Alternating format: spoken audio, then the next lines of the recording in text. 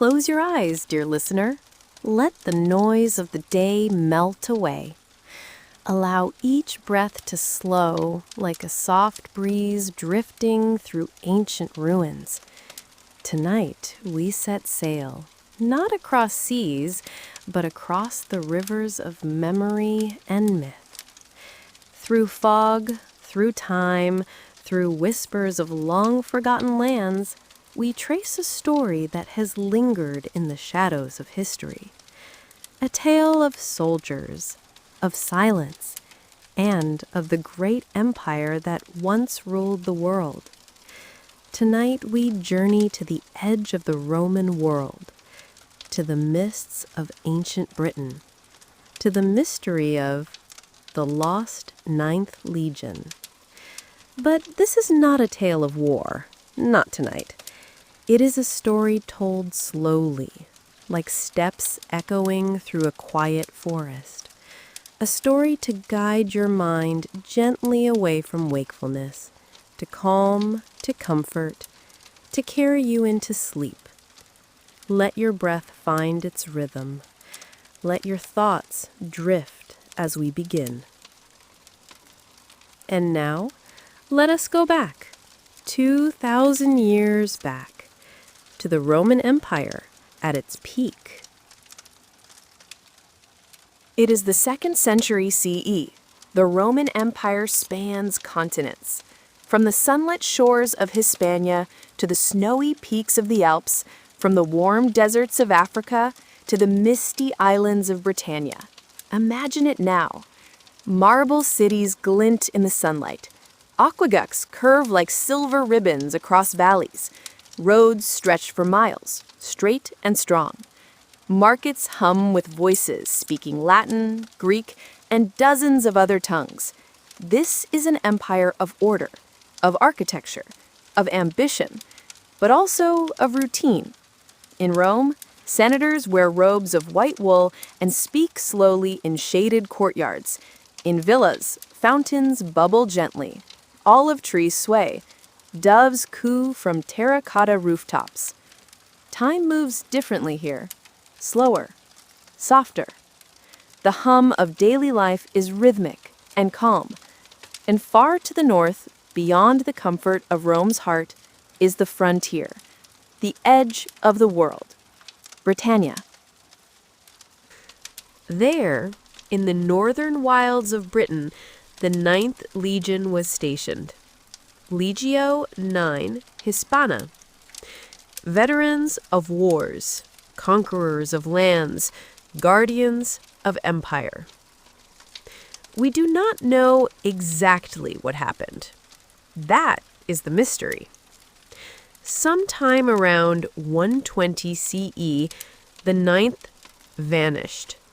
They marched into the mists of Caledonia, what we now call Scotland, and were never seen again. No records, no return, no clear explanation. Some say they were ambushed by fierce tribes. Others say they were reassigned quietly elsewhere. A few believe they simply dissolved, scattered across the countryside. But the silence remains. And so, a legend was born. Let us slow the pace further now. You are one of the ninth. Your morning begins in the soft glow before sunrise. The camp is quiet, wrapped in mist. The scent of damp earth and pine needles hangs in the air. A distant bird calls. You rise, wash your face in cool water, and dress in your tunic. The clink of armor is faint, familiar. Nearby, another soldier hums a tune under his breath. Breakfast is simple. Bread, a handful of dried fruit, warm water with herbs. There is no hurry, only ritual, only rhythm. You patrol the wooden walls of the camp. Your boots thud gently on the planks. You nod to fellow guards. The world beyond is still and green. Forests roll like waves. Nothing moves but the wind. When the sun climbs higher, you train slowly. sword drills in silence, formations practiced not with shouts, but with grace, like a dance passed down through centuries. Then, time to rest. You sit by a stream. The water murmurs over stones. You close your eyes. You breathe. The day passes with the calm dignity of tradition, of brotherhood, of peace, even on the edge of empire. Now imagine, a command is given. The 9th is to march north, through valleys cloaked in fog, over hills that ripple like waves frozen in time, into the land of the Picts, mysterious tribes who paint their skin, who speak in songs carried by the wind. You march. Days pass, forests grow denser, rivers wider. Each night, campfires glow like stars upon the ground. There is no fear, only a sense of stepping into legend.